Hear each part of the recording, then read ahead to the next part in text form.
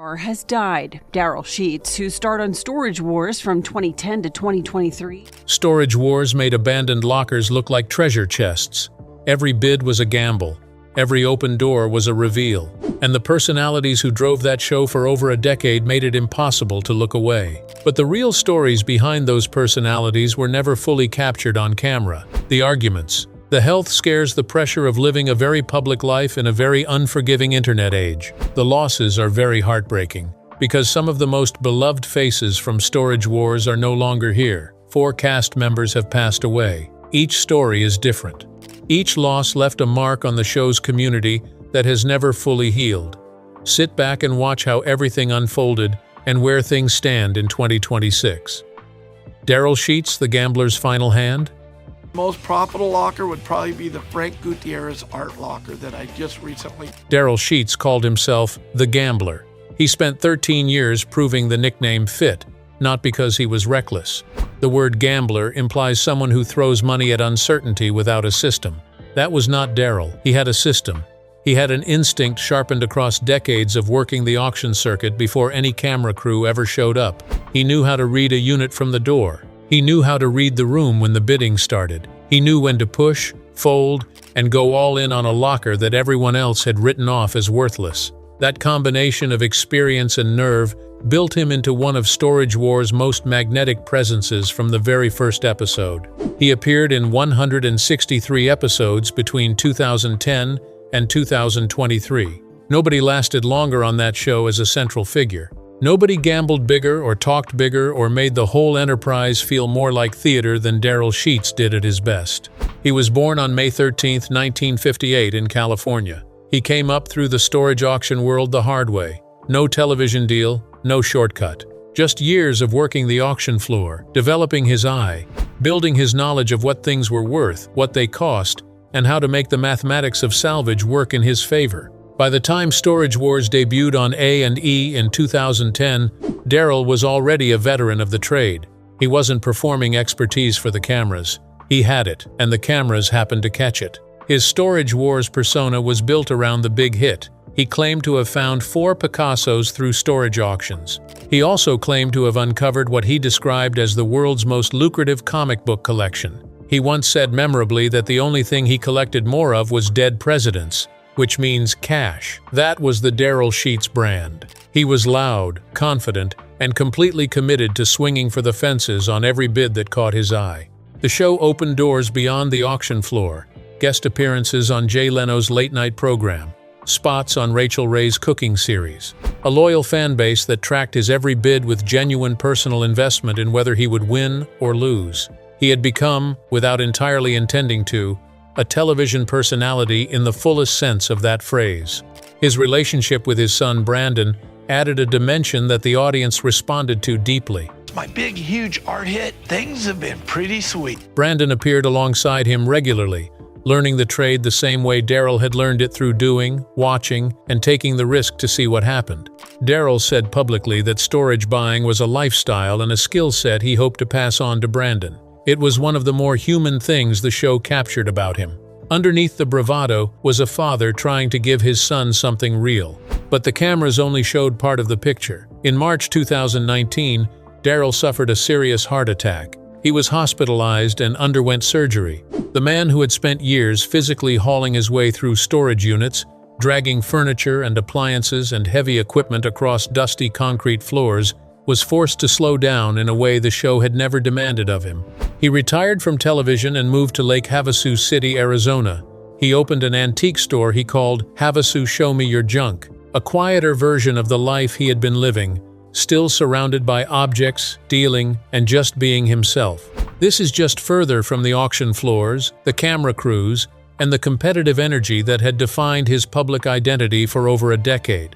From the outside, it looked like a man settling into a comfortable second chapter. But his reality was far from what was portrayed. For approximately 3 years before April 2026, Daryl Sheets was allegedly being targeted online. He was relentlessly and deliberately cyberbullied, according to the people closest to him. He had been posting about it himself in the months leading up to his death, trying to draw public attention to what was happening, trying to name it, trying to make it stop through visibility since other means had apparently failed him. And it ended up being 1 through 200 of every famous comic book there was. His co-star Renee Nejoda, who had appeared on Storage Wars since Season 4 alongside his wife Casey and later his father Gunter, uploaded a video to Instagram almost immediately after news of Daryl's death broke on April 22, 2026. Nejoda said Daryl had been publicly documenting the harassment. He said he hoped law enforcement would look seriously into the person responsible. He said he believed what was being done to Daryl was not a harmless annoyance but something that had genuinely destabilized him over the years. Laura Dotson, who appeared on Storage Wars as the fast-talking auctioneer alongside her husband Dan Dotson, spoke to us weekly after Daryl's death. Her account was specific, sober, and deeply sad. She said Daryl's family had told her the cyberbullying had been going on for 3 years. She said even strong men get their feelings hurt. That this had made Daryl feel less than himself, it had clearly and obviously affected him in ways that accumulated over time. It's not? Have you not been listening to anything I say?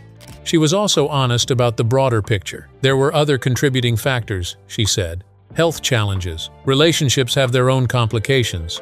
The difficult private reality of a man whose public image had been constructed around confidence and bravado. Underneath all of that was a real person carrying real weight.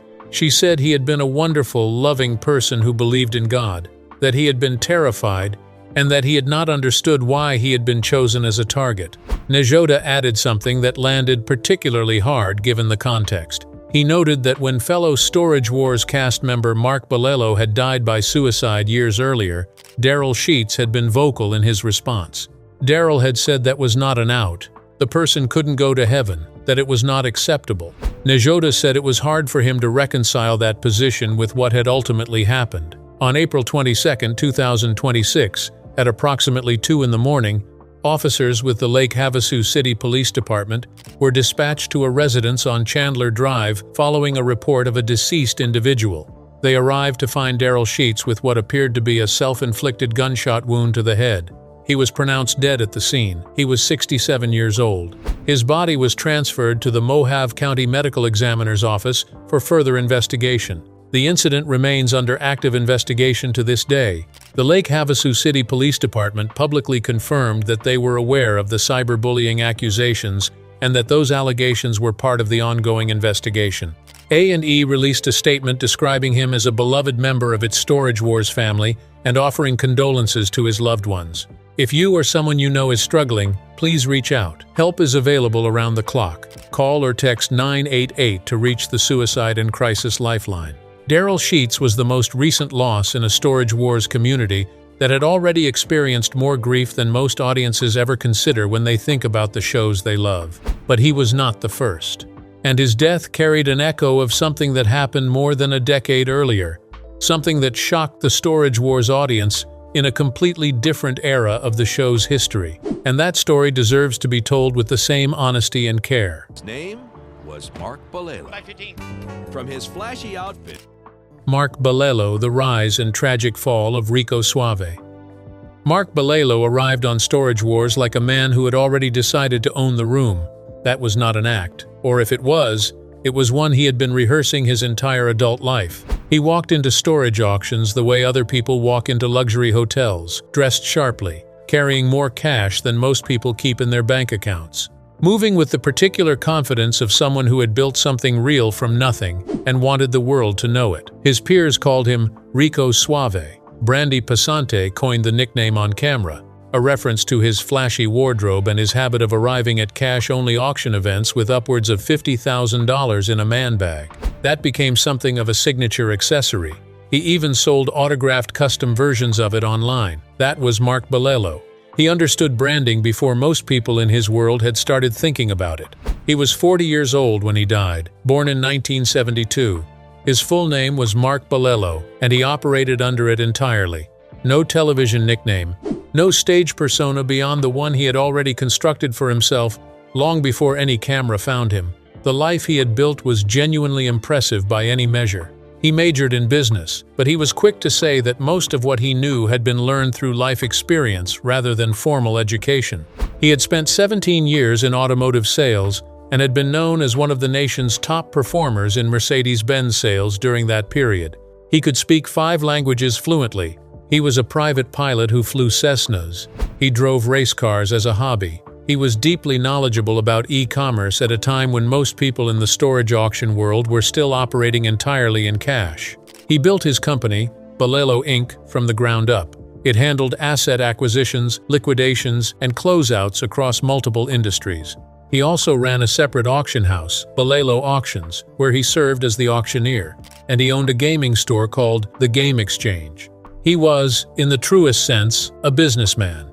Multiple revenue streams, multiple operations, someone who understood how to construct a commercial ecosystem rather than simply run a single enterprise.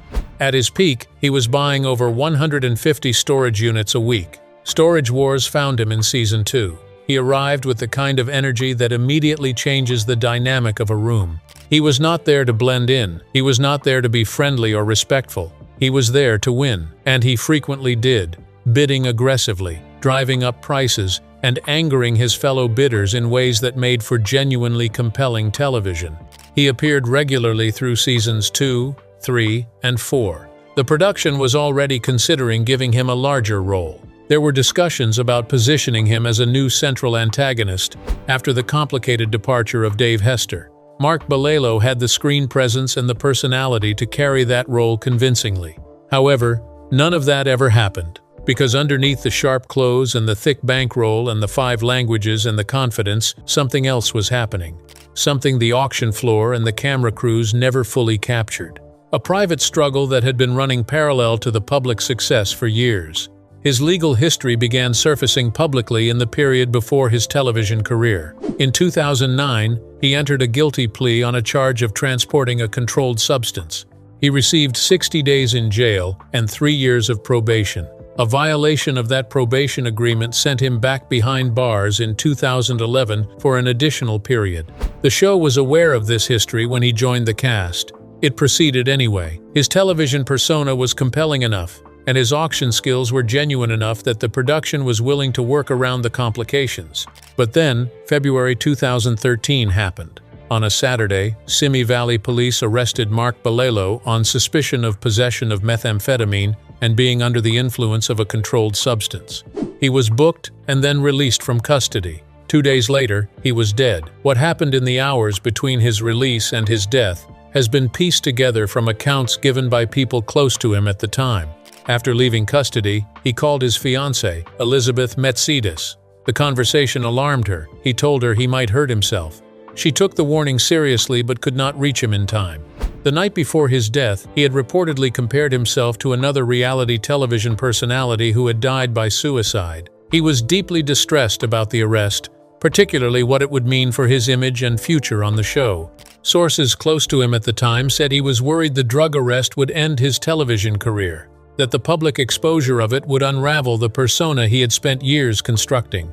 Auctioneer Dan Dotson later wrote on social media that his heart and prayers went out to Mark's small children, his family, and his devoted fiancée. On February 11, 2013, Mark Balelo was found in his car in the garage of his auction house in Simi Valley, California. The motor was running. The garage was closed. He was 40 years old. The Ventura County Coroner's Office ruled his death a suicide by carbon monoxide poisoning. No toxicology test was performed. A&E released a statement expressing deep sadness over the tragedy and offering their thoughts to Mark's family. Elizabeth Mercedes, his fiancée, never appeared publicly in the aftermath. She had been engaged to a man whose children from previous relationships were left without their father. That reality sat quietly beneath all the coverage, the television tributes, and the fan reactions. The Storage Wars community was genuinely shaken. Mark had not been on the show long enough to become a fixture in the way the original cast members were, but he had been present long enough for people to feel his absence. The energy he had brought to those auction floors was specific and irreplaceable. The show could not simply insert another personality and reproduce what he had generated. And now, more than a decade later, his death carries a different kind of weight. Because Renee Najoda, speaking after Daryl Sheets' death in 2026, made a connection between the two losses that stopped people cold. He recalled that Daryl Sheets had been publicly opposed to what Mark Balelo had done, that Daryl had said it was not an out, that it was not acceptable, and that knowing Daryl's position on that subject made the circumstances of Daryl's own death extraordinarily difficult to process. Two Storage Wars cast members, both lost to suicide, over a decade apart, linked now not just by the show they appeared on but by the grief of the people who knew and cared about both of them. If you or someone you know is struggling, please reach out. Help is available at any hour. Call or text 988 to reach the Suicide and Crisis Lifeline. The Storage Wars community had also faced losses of a different kind. This time, it was slower and less sudden but no less real, and those stories deserve the same honesty. Morris Prigoff and Gunter Najoda, the ones who fought illness. Not every loss comes suddenly. Some arrive slowly, across months and years, giving the people who love you time to sit with what is coming while having absolutely no power to stop it. The grief starts before the end. It runs alongside the person as they fight. It accumulates in the quiet moments between hospital visits and phone calls and the careful conversations nobody quite knows how to start. Morris Prigoff and Gunter Najoda both died that way, different from each other, different from the sudden losses that defined the other Storage Wars deaths, but with no less weight behind them for the communities and families they left behind. Their stories deserve to be told fully. Not as footnotes to the more dramatic losses, they are complete portraits of two men who brought something genuine to the Storage Wars universe and whose absence left a real gap. Let's start with Mo. He didn't find it. I kind of bought it out from under. Morris Michael Prigoff was known to every Storage Wars Texas viewer simply as Mo and the Doc. The nickname came from his day job, which was the part of his life most television audiences never fully registered. He was not a full-time treasure hunter. He was not a professional auction circuit regular who had built his identity entirely around the storage locker game. He was a podiatrist, a distinguished one. He ran a surgical podiatry clinic in Dallas serving patients across the Oak Cliff and North Dallas areas for over 45 years. He was affiliated with the International Foot and Ankle Foundation for Education and Research. He was a medical professional of genuine standing in his field, working a demanding clinical practice that had nothing to do with the entertainment industry. The auction business was a side hustle, a passion project, a place where the part of him that loved objects and history and the thrill of not knowing what a unit contained could run freely outside the structured certainty of medical practice. He also ran a small high-end antique and interiors store called River Regency, which specialized in art and mid-century modern furniture. That store was operational for over a decade before Storage Wars Texas brought him to a national television audience in 2011. He was already a dealer in his own right before the cameras arrived. On the show, Mo became an audience favorite almost immediately. His partnership with Mary Padian generated the kind of easy, warm, on-screen chemistry that producers spend entire seasons trying to manufacture and rarely achieve. They were genuinely funny together, genuinely fond of each other, the kind of pairing where the audience could feel that the relationship existed off-camera as much as on it. His nickname, the Doc, distinguished him from the aggressive, financially combative energy that defined some of his co-bidders. He was not trying to intimidate anyone. He was there because he genuinely loved what storage units could contain.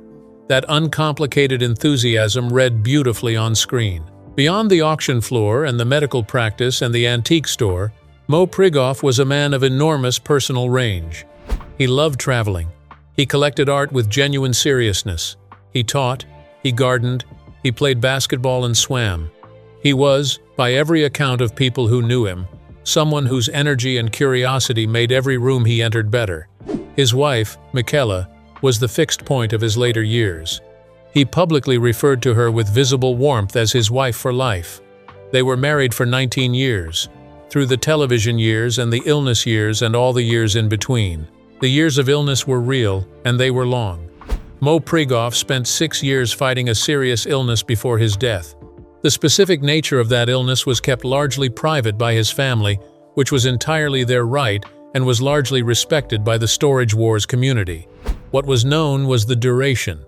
6 years is not a brief decline. 6 years is a sustained, grinding, physically and emotionally exhausting battle that reshapes the lives of everyone inside it. His wife, his family, The people who had watched him on television and cared about what happened to him. He died on March 4, 2021.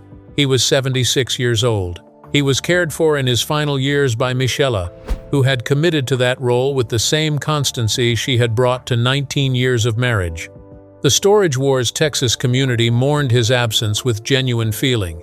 Mary Padian, who had partnered with him on screen and clearly cared about him as a person, acknowledged his loss. He had lived a full life, an extraordinarily full life, actually. Medicine, television, antiques, art, sport, travel, and love.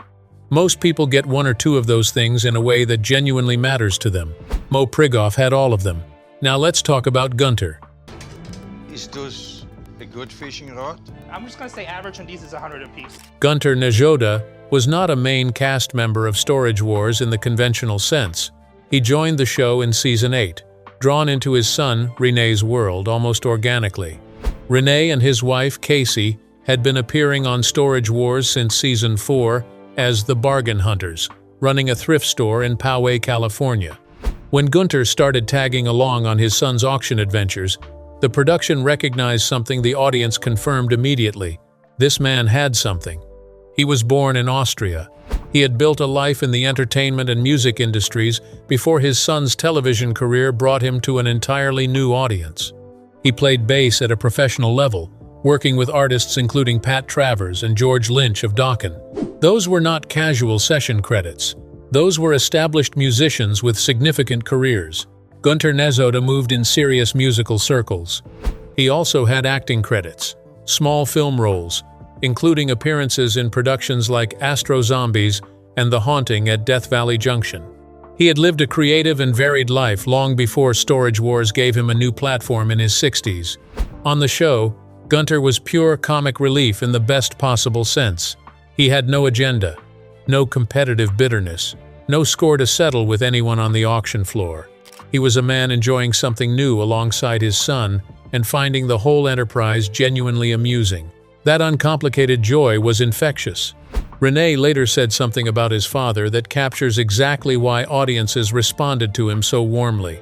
He said his dad was one of the guys on Storage Wars who never really got any hate. That people just loved being around him, including the crew and everybody. That is a rare thing in reality television and in life generally. In late 2022, Gunter was diagnosed with lung cancer. He had been smoking for approximately 30 years. His lungs were in serious condition by the time the diagnosis came. Renee later described doctors finding all kinds of holes in his lungs and telling the family there was nothing more they could do. The family held out hope. Families always hold out hope. But the medical picture was clear.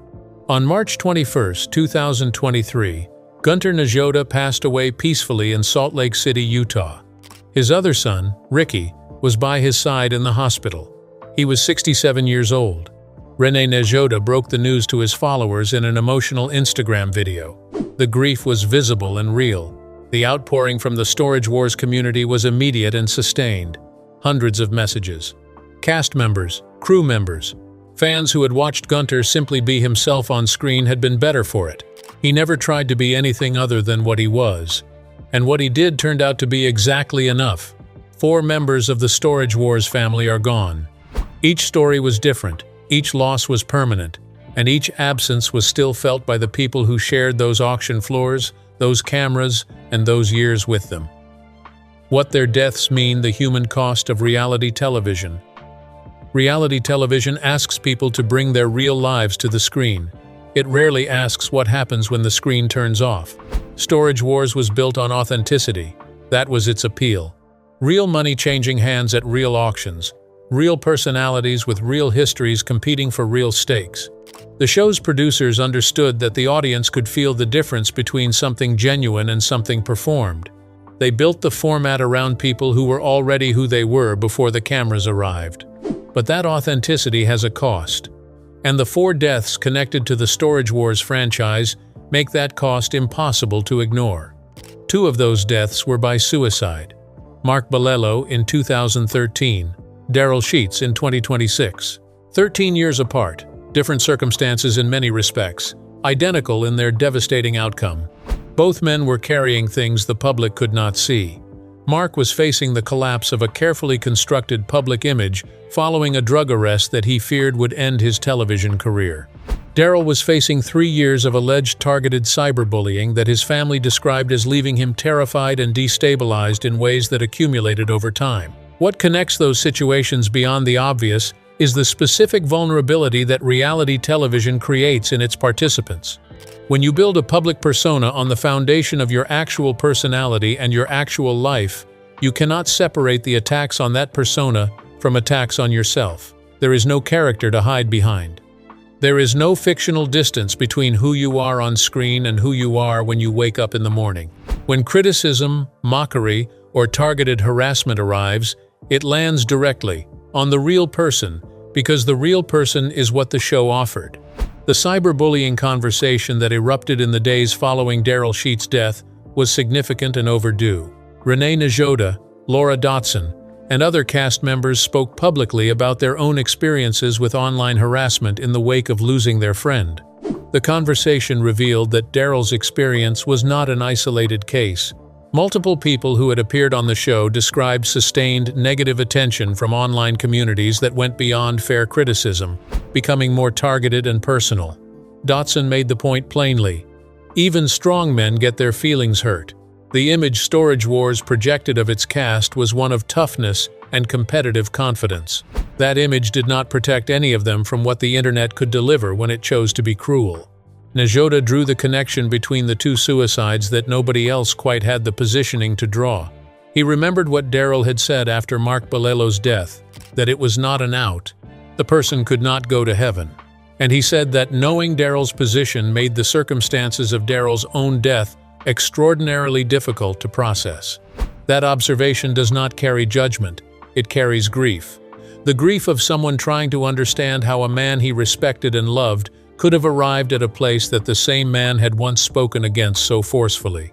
It is a reminder that mental health crises do not respond to previously held positions. They respond to what is happening inside a person in the specific moment of their worst pain. Morris Prigoff and Gunter Nazoda represent the other dimension of loss, slower, less dramatic in the public sense, but no less real to the people who loved them and to the audiences who had welcomed them into their weekly viewing routines.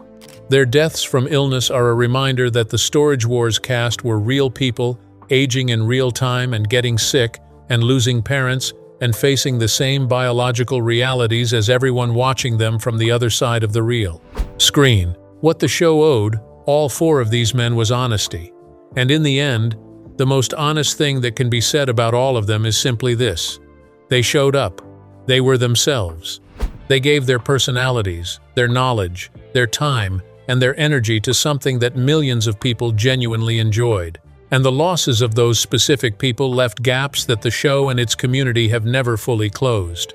The Storage Wars family that remains is still out there, still dealing, still finding value in things other people have left behind. That is perhaps the most fitting tribute to the ones who are gone. If you or someone you know is struggling, please reach out. Help is available. Call or text 988 to reach the Suicide and Crisis Lifeline anytime, day or night. Daryl Sheets, Mark Balelo, Morris Prigoff, Gunter Najoda. 4 people who made Storage Wars worth watching. 4 people who brought something irreplaceable to those auction floors. 4 people whose real lives were always more complicated than any camera could fully capture. They deserved better than the losses they faced. Some of those losses might have been preventable, and that thought sits with the people who knew them in ways that never fully go away. If this story hit you somewhere real today, please share it with someone who needs to hear it. Leave a comment below telling us what these cast members meant to you. And if you are struggling, please call or text 988 right now. You do not have to face it alone.